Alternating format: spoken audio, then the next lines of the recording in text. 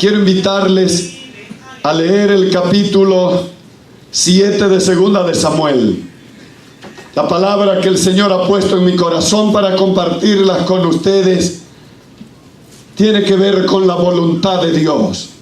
Es un mensaje, es una palabra que yo sé que en este tiempo es un tanto difícil para los creyentes. No obstante eso, nosotros necesitamos seguir, nosotros necesitamos insistir, porque nada podemos hacer en la vida si no caminamos en la voluntad de nuestro Dios. Segunda de Samuel capítulo 7. Y quiero leer desde el versículo 1 hasta el versículo 17. Si no puedo terminar todo lo que he traído como bosquejo de mi predicación en esta tarde, pues entonces la palabra sí le queda y usted podrá seguir meditando en ella y el Espíritu Santo ministrándole. Padre, gracias en esta tarde. Tu palabra es verdad. Y tú has dicho que cuando conocemos la verdad, tú nos haces libre a través de la verdad. La vamos a leer. Habla nuestras vidas. Alimenta nuestros corazones. Alimenta nuestras almas. Vuélvela a hablar, Señor, como la hablaste una vez, y que ellas surtan en nosotros los efectos, el poder que tiene tu palabra para crear vida y para transformar vida. Gracias, Señor, en el nombre de Jesús. Amén. Dice así, repito, 2 Samuel capítulo 7, 1 al 17. Aconteció que cuando ya el rey habitaba en su casa, después que Jehová le había dado reposo de todos sus enemigos en derredor, dijo el rey al profeta Natán: mira ahora, yo habito en esta casa de cedro y el arca de Dios está entre cortinas. Y Natán dijo al rey: anda y haz todo lo que está en tu corazón, porque Jehová está contigo. Aconteció aquella noche que vino palabra de Jehová a Natán diciendo: ve y di a mi siervo David, así ha dicho Jehová, ¿tú me has de edificar casa en que yo more? Ciertamente no he habitado en casas desde el día en que saqué a los hijos de Israel de Egipto hasta hoy, sino que he andado en tienda y en tabernáculo, y en todo cuanto he andado con todos los hijos de Israel. ¿He hablado yo palabra a alguna de las tribus de Israel, a quien haya mandado a apacentar a mi pueblo de Israel, diciendo: ¿por qué no me habéis edificado casa de cedro? Ahora pues, dirás así a mi siervo David: así ha dicho Jehová de los ejércitos, yo te tomé del redil, de detrás de las ovejas, para que fueses príncipe sobre mi pueblo, sobre Israel. Y he estado contigo en todo cuanto has andado, y delante de ti he destruido a todos tus enemigos, y te he dado nombre grande como el nombre de los grandes que hay en la tierra. Además, yo fijaré lugar a mi pueblo Israel, y lo plantaré, para que habite en su lugar, y nunca más sea removido, ni los inicuos le aflijan más como al principio. Desde el día en que puse jueces sobre mi pueblo Israel, y a ti te daré descanso de todos tus enemigos. Asimismo Jehová te hace saber que Él te hará casa. Y cuando tus días sean cumplidos y duermas con tus padres, yo levantaré después de ti a uno de tu linaje, el cual procederá de tus entrañas, y afirmaré su reino. Él edificará casa a mi nombre, y yo afirmaré para siempre el trono de su reino. Yo le seré a él padre, y él me será mi hijo.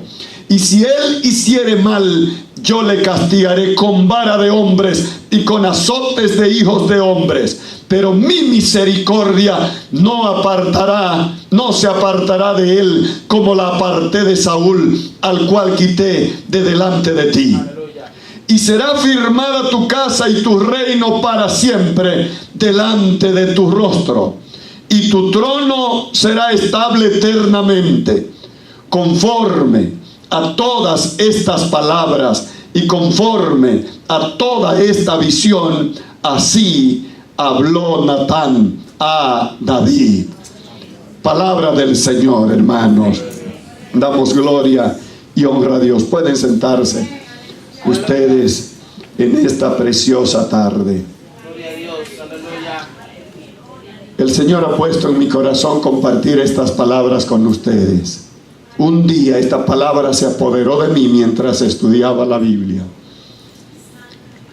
Y entendí que en medio de todas las cosas, en medio de todos los movimientos modernos y pseudomodernos que se están dando alrededor de la vida cristiana, una de las cosas que más necesitamos cuidar los creyentes en este caminar de cada día es hacer la voluntad de Dios para nuestra vida.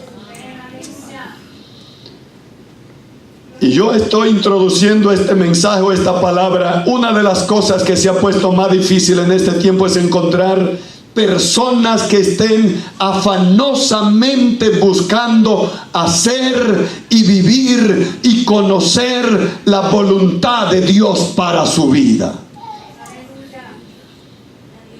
¿Cuántos están afanados por conocer, por vivir haciendo la voluntad de Dios en su vida? A veces estamos muy afanados buscando ser bendecidos. Bueno, casi estoy queriendo aplicar el sermón, pero no. Hay tres tendencias, hay tres fuerzas que yo le estoy llamando espíritus, fuerzas, malicia, distracción o como querramos nosotros llamarle, pero se están interponiendo para cegar el corazón de muchos creyentes, para que no se enfoquen sus ojos, para que no pongan su corazón en desear, conocer, hacer y vivir en la voluntad de Dios para su vida. Aleluya, gloria a Dios. Esos tres espíritus, esas tres tendencias, esas tres fuerzas que están luchando contra nosotros, yo las he llamado de la siguiente manera. Pudieran haber muchos más, habrán muchos más nombres que pudiéramos discernir, pero yo quiero señalar en esta tarde estas tres. Número uno, un espíritu de tendencia religiosa. Tendencia religiosa, diga conmigo, tendencia religiosa. A veces los mercadólogos de la religiosidad guían nuestros sentidos, guían a veces nuestros deseos, condicionan nuestro cerebro, condicionan nuestra mente para que busquemos determinados rubros religiosos o para que busquemos determinadas tendencias religiosas. Aleluya. Hay alguien que me está entendiendo aquí. Hay alguien que me está escuchando. Aleluya. No discernir la voluntad de Dios, sino seguir las tendencias religiosas. Y hay personas que de una u otra manera manejan esos sentimientos humanos, esos sentimientos religiosos, del mismo modo que los mercadólogos se las ingenian para definir las tendencias mercadológicas en el mundo comercial y poner en el corazón de la gente algún determinado producto. Y yo estoy llamando a eso una tendencia religiosa, espíritu de tendencia religiosa, creyentes que buscan seguir la tendencia, creyentes que buscan ir donde los están llevando, creyentes que quieren moverse no por lo que dice Dios, sino por lo que es la tendencia. ¿Por dónde me quieren llevar los que manejan medios, los que manejan propaganda, los que manejan masas? Y a veces olvidamos que no es que nosotros queremos ir, que no es que Dios nos está llevando, sino que nos están manejando. Que no es que yo tengo la convicción de que Dios me ha dado esa palabra para seguir esa inclinación, sino que es que alguien está manejando mis emociones para que yo me sienta cómodo con ese determinado movimiento religioso, y no con lo que enseña mi congregación, no con lo que enseña la palabra de Dios, que es viva y eficaz, y es la que es cortante más que una espada de dos filos. Tendencia religiosa. Número 2, el tiempo no es muy abundante cuando uno está en el púlpito. Hay un espíritu de complacencia que está cegando a muchos para que se olviden cuál es la voluntad de Dios para su vida. Complacencia. Diga conmigo, complacencia. Tengo el impulso de pedirles repetir conmigo esta palabra. Yo no vine a la iglesia. ¿Alguien la quiere repetir conmigo? Yo no vine a la iglesia para ser complacido. Yo vine a la iglesia para complacer a Dios, al Rey, al dueño de la obra, al dueño de la iglesia. Pero muchas veces nosotros queremos ir a la casa del Señor, queremos ser salvos como para que Dios o para que la iglesia nos complazca a nosotros. Bueno, quizás eso se da en la República Dominicana, quizás eso aquí no se da. Pero yo sé que en la República Dominicana una de las fuerzas que están ayudando a la destrucción de la vida espiritual de muchos creyentes para que no se preocupen de caminar en la voluntad de Dios es ese demonio, ese espíritu de complacencia, de que todo el mundo quiere que lo complazcan a él. Quisieran tener una iglesia que gire como alrededor del placer de ellos. Amados hermanos, pero tristemente Dios no nos salva para complacernos. Nos salva para Él cumplir su propósito en nosotros. Ni siquiera para cumplir el propósito de nosotros. A veces los creyentes oramos: Señor, ayúdame a cumplir mi propósito contigo, cuando Dios dice: yo quiero cumplir el mío contigo y te salvé para yo cumplir el mío, no para yo cumplir el tuyo. Aleluya. Complacencia. Muchos en ese espíritu de complacencia se conforman con ser bendecidos y solo le preocupa la bendición de Dios. Dios da su bendición hasta el que no es creyente. Ser bendecido por Dios no es lo más importante en nuestra vida, sino vivir guiado por Dios, vivir en la voluntad de Dios, desear vivir, conocer la voluntad de Dios. Por último, en esos tres espíritus está lo que yo he denominado el espíritu de mayoría. Algunos toman decisiones cristianas según la mayoría. Y no es que yo esté en contra de la mayoría, pertenezco a una organización como las Asambleas de Dios, que en la República Dominicana celebra lo que se llama plebiscito, donde someten casi todas las grandes decisiones de la organización a la mayoría. Pero en nuestra vida cristiana personal, amados hermanos, nosotros no estamos para seguir la voluntad de Dios conforme a la mayoría, sino conforme al designio de Dios para nuestra vida personal, para nuestra vida familiar, para nuestra vida ministerial. Aleluya. Aleluya. Gloria a Dios.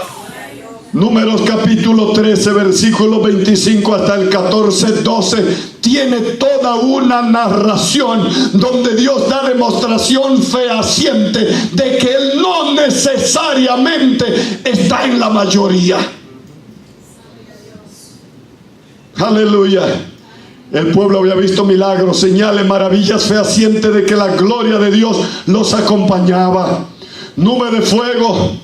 Habían comido carne del cielo, habían visto la lepra de María por murmurar, pero aún así persisten en su obstinado corazón, no dado a hacer la voluntad de Dios. 2 espías son enviados y de regreso vienen divididos, 10 contra 2, y luego más adelante toda la congregación y toda la multitud en contra de Moisés, Aarón, Josué y Caleb en contra de 4. Sin embargo, la reunión termina con la muerte de la mayoría de los espías, porque hicieron murmurar al pueblo con su espíritu de mayoría. 12 vienen divididos, 10 contra 2. Luego esos 10 hacen murmurar a toda la congregación, y entonces solamente les resisten 4. Y esos 4 sí estaban en la voluntad de Dios.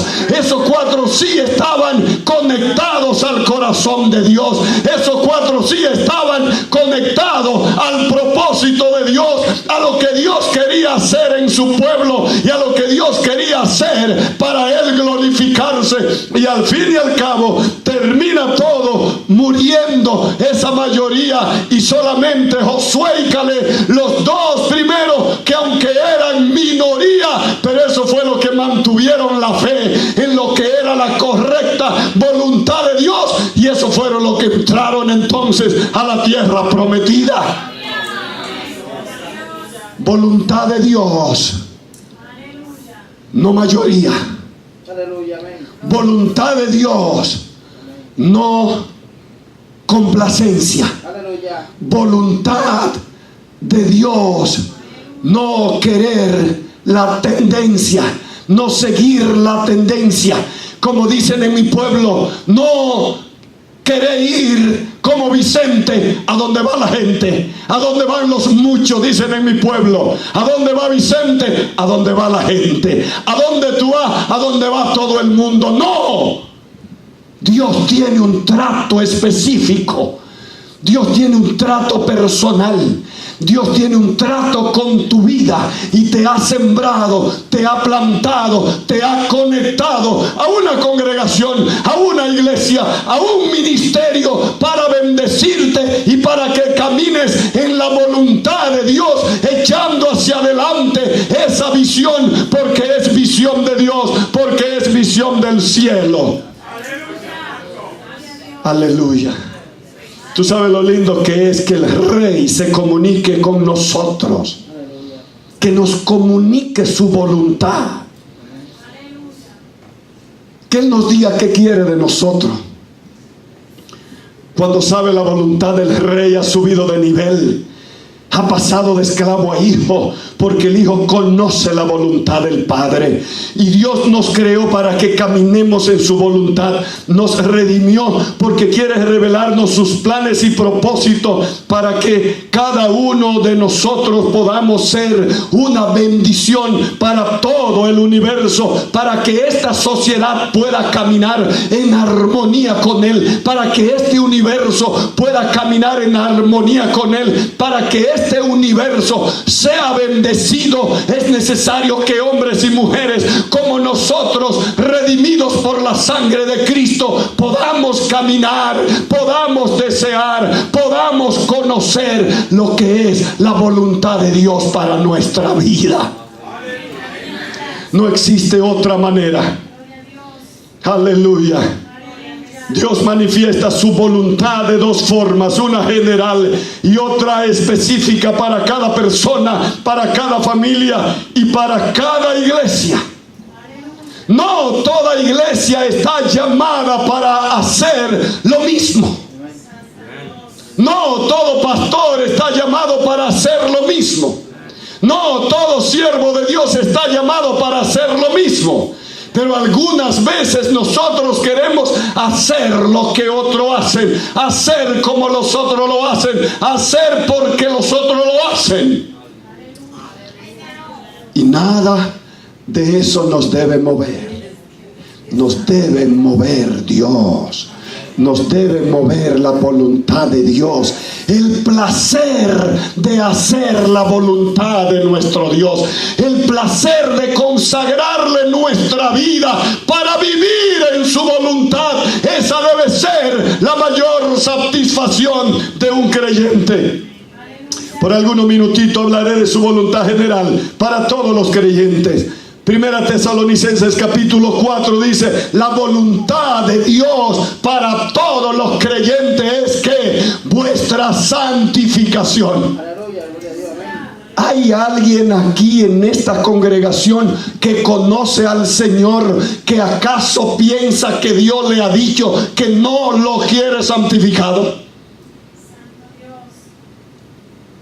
Si alguien entiende que Dios le ha dicho que no lo quiere santificado, ese no fue Dios. Su voluntad general para todos los cristianos es la santificación.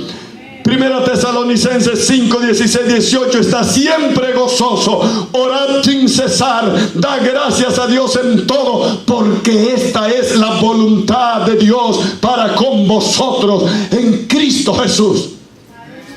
Esto es voluntad general para nuestra vida. Primera de Pedro 1, 15, 16: como el que nos llamó es santo, sed también vosotros santos en toda vuestra manera de vivir, porque escrito está: sed santo porque yo soy santo.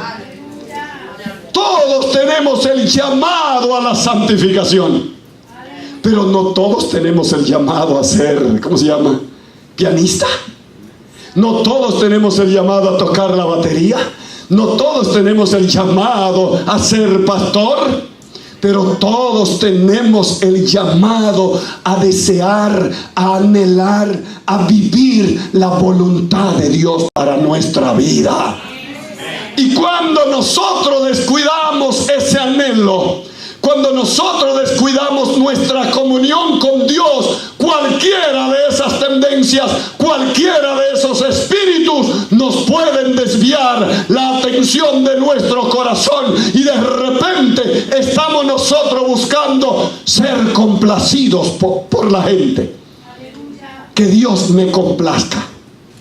Yo fui a la iglesia y no cantaron el coro que a mí me gusta.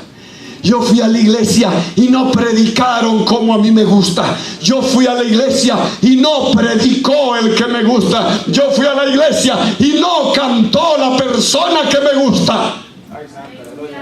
Hay muchas maneras de cómo se expresa el espíritu de complacencia en nosotros, pero ya pasé de ese momento. Quiero por un ratito hablar un poco de la voluntad específica de Dios para vivir en la voluntad de Dios. Romanos capítulo 12, 1 y 2. Para vivir en la voluntad de Dios hay que renovar la mente constantemente. Constantemente, amados hermanos. Una de las razones que nos mueve a nosotros en la República Dominicana a la celebración de 80 años de la llegada de Pentecostés, de la llegada de Jesucristo a través de este movimiento llamado el Evangelio Pentecostal, una de las razones que nos mueven a hacer esta celebración es justamente porque nos permite evaluar nuestras raíces. Y cuando digo evaluar nuestras raíces, es que las nuevas generaciones puedan entender que lo que hoy es la asamblea de Dios se debe exclusivamente a la manifestación del Espíritu Santo, a la búsqueda de la iglesia gracia, de lo que es la llenura, de lo que es el bautismo, de lo que es la renovación espiritual, que no descansemos, que no descansamos en buscar la gloria de Dios, la manifestación del Espíritu Santo en nuestra vida, pero a la vez que queremos que las nuevas generaciones conozcan esto, también queremos que podamos proyectarnos como una iglesia renovada, como una iglesia que no envejece, como un ministerio que no envejece, como un ministerio que no ha caducado, como un ministerio que no está atrás, sino que está donde el Señor quiere que esté, que cada día, que cada tiempo, que cada generación Dios la está dirigiendo hacia el cumplimiento del mismo propósito que hay en Él cuando levantó a las asambleas de Dios y la esparció por todas las naciones. Eso es lo que buscamos con la celebración de estos 80 años. Gloria a Dios. Gracias, pastor. Vivir en la voluntad de Dios, hay que renovar la mente. Amén. Constantemente. Amén. Yo tengo, hermanos, pastoreo una iglesia que tiene 80 años. Cuando yo llegué a pastorearla, la iglesia tenía 65 de fundada. Tengo 25 pastoreándola. Yo tenía 34, 35 años de edad.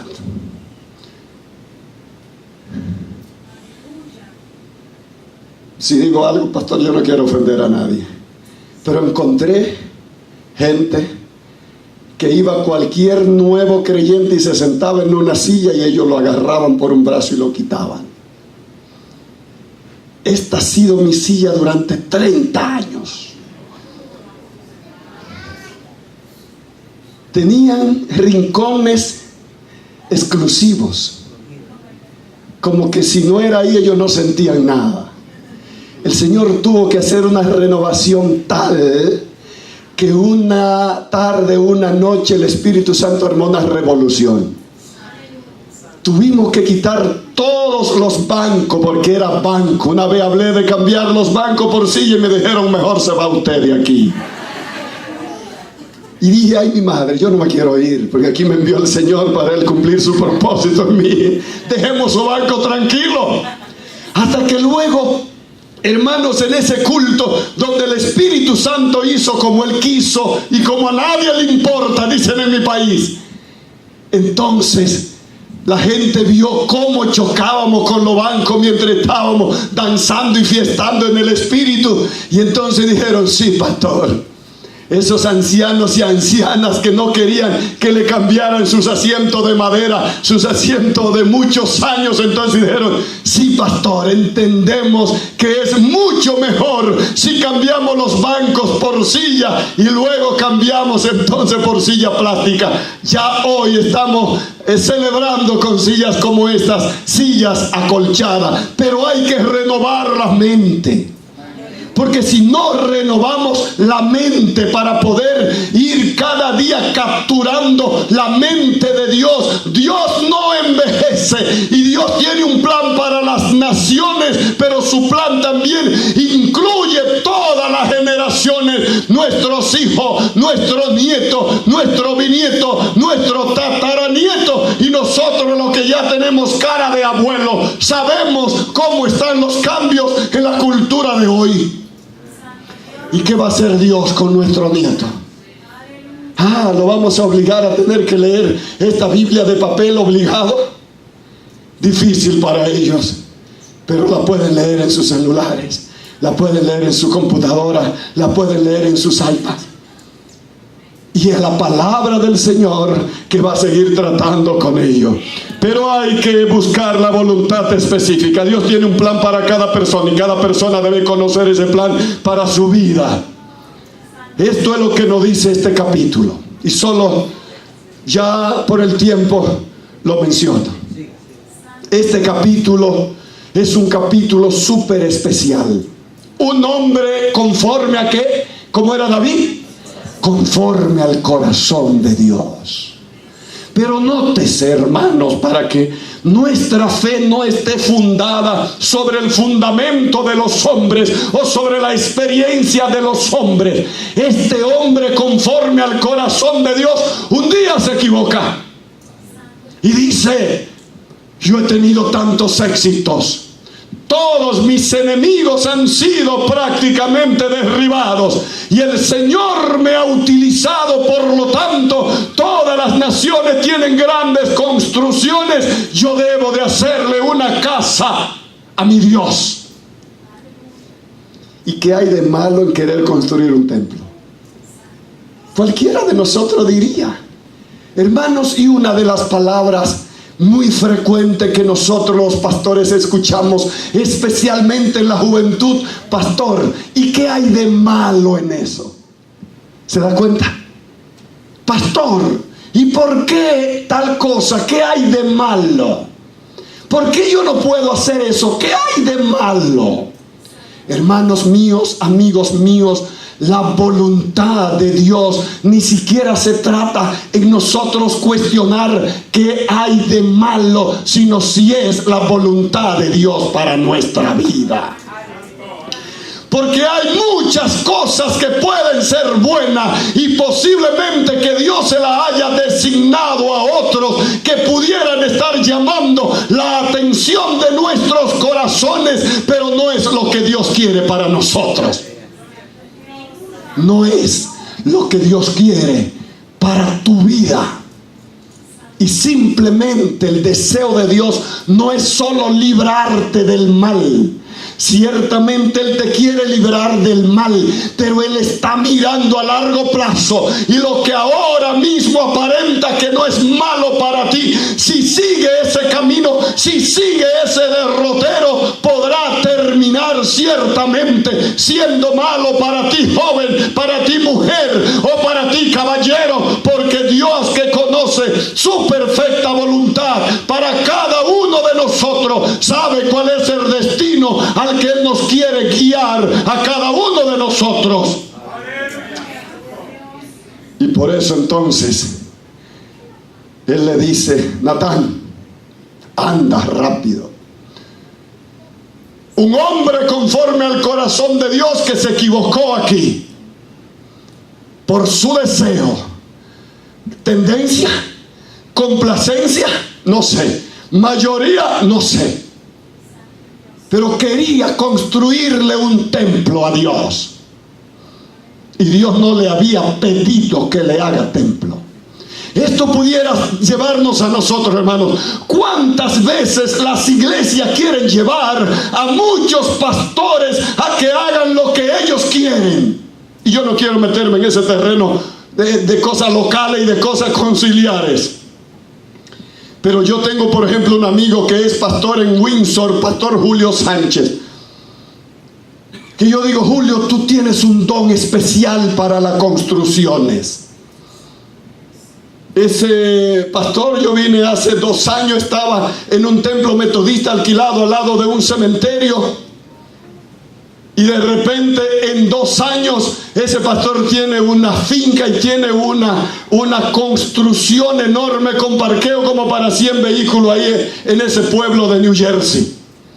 Yo lo conocí en los años 77 en San Juan de la Maguana, del sur de la República Dominicana. También desbarató el templo y lo hizo mucho más grande. Luego vino a Villajuana de Santo Domingo, de la capital. También amplió el templo. Y yo le digo: tú tienes un llamado especial de Dios como para construirle y hacerle casa a Dios, remodelarle casa a Dios. Pero no todos los pastores necesariamente tienen ese llamado. Y a veces nosotros quisiéramos que todos los pastores, que todos nuestros líderes se muevan en la misma unción y en la misma dirección en que se movía el pastor con el que yo me convertí. Y queremos entonces, como dicen, manipular el asunto para que el pastor lo haga, o para que el pastor se mueva, o para que el pastor sea como. ¿Qué habrá detrás de todo eso? Complacencia. De modo, hermanos míos, Y aquí sí quiero ya ir terminando. Un hombre conforme al corazón de Dios se puede equivocar. Y un profeta acostumbrado a dar la palabra de Dios también. Cuidado, hermanos. A veces pensamos que todo lo que dice el profeta, y porque Dios un día utilizó al profeta en una palabra certera y me dijo realmente la palabra de Dios para mi vida, luego pensamos que podemos hasta ir a la casa de ese profeta para que me siga dando palabra, para que me siga diciendo lo que yo debo de hacer. Y yo no estoy diciendo eso, no ocurre aquí, eso ocurre en Santo Domingo y especialmente en Santiago. Y a veces queremos ir pensando que los profetas son infalibles. Pero el profeta debe de hablar cuando Dios da la palabra. Cuando Dios no da la palabra, el profeta es tan natural, tan común como cualquiera de nosotros. Y aquí Natán lo demuestra. Sí, David, haz todo lo que hay en tu corazón. Natán había olvidado que la Biblia ya Dios había dicho: engañoso es el corazón y quién lo conocerá. Y aquí está justamente un hombre conforme al corazón de Dios que había sido engañado por su deseo, por su sentimiento, y esto lo estaba traicionando. Y el profeta también se está dejando guiar de la influencia de este hombre de Dios y no quiere confrontarlo hasta que Dios le dice: no, Señor, anda, levántate y ve.